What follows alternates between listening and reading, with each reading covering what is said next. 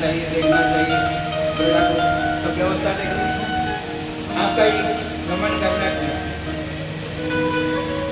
मेरा जो कोई भी आए तो पहले आने के बाद उसको आइए, पधारिए, बैठिए, पानी वाणी इसके द्वारा तो स्वागत करना ही चाहिए, उसका कोई लगता नहीं है।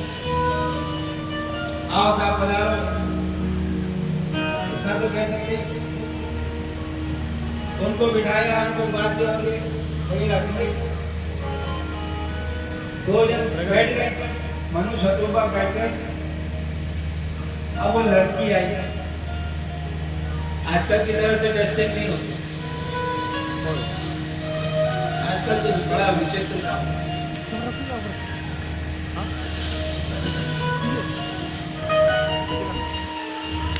हमको आता है कि नहीं आता है, हमको नाचना आता है कि नहीं आता है, गाना आता है कि नहीं आता है, फलाना आता है कि नहीं आता है, ऐसे विचित्र।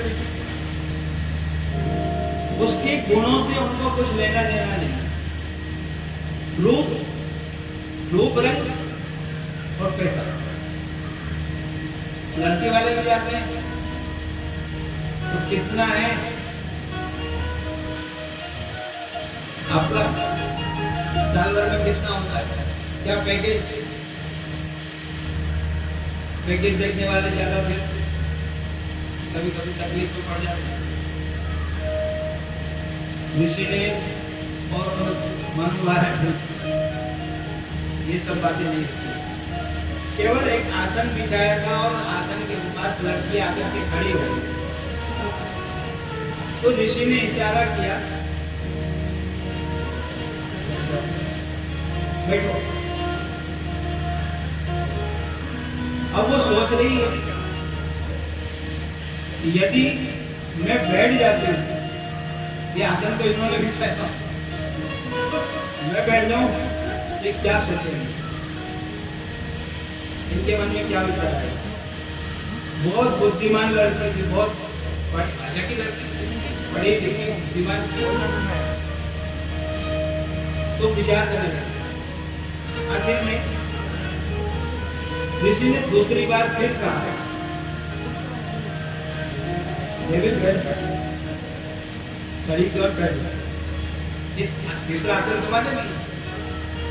तो पहली बार में तो उसने ये विचार किया कि यदि मैं बैठ जाऊं तो ये सोचेंगे अभी इसकी ये कंडीशन है, मैं इसके लिए असल लगाऊं फिर ये बैठे। और दूसरी बार जब ऋषि ने कहा कि भाई बैठ जाओ, तो मन में सोच रही कि अब यदि नहीं बैठती ये क्या सोचे, जो हमारी बहनों नहीं माने, जो अभी मेरी बात नहीं समझ में कह रहा हूँ। तो लड़की बैठी, जमीन पर बैठ गई और उसने अपना हाथ आसन के ऊपर रखा।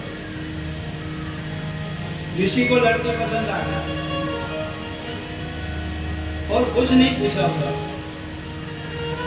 मनु महाराज ने कहा, महाराज मेरी ये बेटी है और सर्वगुण संपन्न है, सारी बातें हैं, हमने सुना है कि आप अपने इस ब्रह्मचर्य आश्रम को पूरा करके आप गृहस्थ में जाना चाहते हैं, आप विवाह की इच्छा सिद्धा हुई, हमारा सब काम पूरा हो गया, विवाह है तो हम विवाह करेंगे, ठीक है, विवाह करना चाहते हैं। और ये जो लड़की है स्वयं चढ़ करके आई, इसकी गुणों की बड़ी प्रशंसा हमने सुनी है, कई लोग प्रशंसा करते हैं, सुंदर भी बहुत है और गुणवान भी बहुत है। इसकी सुंदरता को देख करके आकाश में विचरने वाले कन्याओं का जो अधिपति गंधर्व है, वो स्वयं विश्वावसु गंधर्व, वो कन्याओं का अधिपति है। जिसको कन्या की अपेक्षा हो उसकी उपासना करे तो एकाध कन्या मिल जाए, विवाह हो जाता है। वो कन्याओं का अधिपति गंधर्व विमान से जा रहा था और आपके महल की छत के ऊपर ये लड़की गेंद खेल रही थी। उसको देख करके वो विमान से नीचे गिर गया कि ऐसी कन्या तो मेरे पास ही नहीं, हमारे पास इतनी कन्या, इसमें इतनी सुंदर कन्या नहीं। तो इसकी रूप और गुणों की तो हमने बहुत प्रशंसा सुनी है, महाराज जी कर करके आई, ठीक है, लेकिन मेरी एक शर्त है। क्या कि संतान प्राप्ति होने के बाद मैं गृहस्थी छोड़ दूं, फिर मेरा इस ओर ध्यान नहीं रहेगा, मैं गृहस्थी का धर्म नहीं है, मैं अपना एकांत में भजन पूजन करूंगा, आदि आदि बातें। मनु महाराज ने पत्नी की तरफ देखा, क्या करना, ये महाराज तो ऐसा कह रहे हैं, एक संतान हो जाएगी उसके बाद। अरे महाराज जी सब पहले ऐसे ही कहते हैं, नहीं, किसी को पूछो ब्याह कर लो, नहीं नहीं नहीं, जब ब्याह करते करते जो कह जो करवा लगा, ये कैसा बनेगा तो ये सब काम कर। और ये तो ऐसा है कि इसमें जो एक बार इस चक्र में पड़ जाता है वो इससे बाहर निकल नहीं सकता है। ये अभी ना करते आपको पत्नी की भी स्वीकृति हो जाती है, खाली पिता की कहने से नहीं, वाण पिता क्या कहना नहीं, पति पत्नी दोनों, और लड़की की भी स्वीकृति, उसका भी। आप विवाह करने करते हैं ना, कन्या का जब दान करने बैठते हैं वो पंडित जी कहते हैं, संकल्प कराते हैं,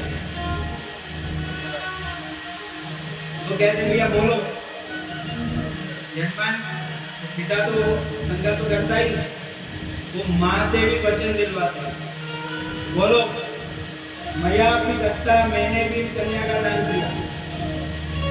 माँ हानि भरती है तो कुछ नहीं होता है, मैया भी दत्ता इधर शास्त्र का वचन विवाह की विधि, मैंने भी दिया, सब पूरा होता है। अब विवाह हुआ, विवाह के बाद में जो कुछ उनका सम्मान करना था वो सब उन्होंने किया। फिर कन्या की विदाई के समय उन माता पिता ने उस कन्या को अपने हृदय से लगाया और इतना रोना आया, बहुत करुण दृश्य होता है। उन्होंने अपनी नेत्रों के जल से उस कन्या के बालों को, पूरी शिका उसकी चोटी भीग दी, उससे झर झर झर झर वो आंसू का पकड़। इसके बाद भी बहुत बड़े मनु महाराज चले गए, जो कुछ शिक्षा देनी थी, जो सीख देनी थी, चले गए। अब वो लड़की कहाँ महलों में रहने वाली, कहाँ झोपड़ी में रहने आती, लेकिन यहाँ रहने के बाद उसने कभी किसी बात का विरोध नहीं किया, जो व्यवस्था थी उसमें तो सेवा करने लगी। भवानी व भवम प्रभु, जैसे पार्वती शिव की आराधना करती है, शिव की पूजा करती है, वैसे ही वो उनकी सेवा करती है। वो तो भजन पूजन में लगे रहते हैं, उनके लिए खाने का पीने का सारा प्रबंध खुद करते हैं, फूल भी लाना है, फल भी लाना है, और उनको सारी व्यवस्था होगा। बहुत दिन बीत गए, उसके बाद समय बीत गया, बरसों बीत गए।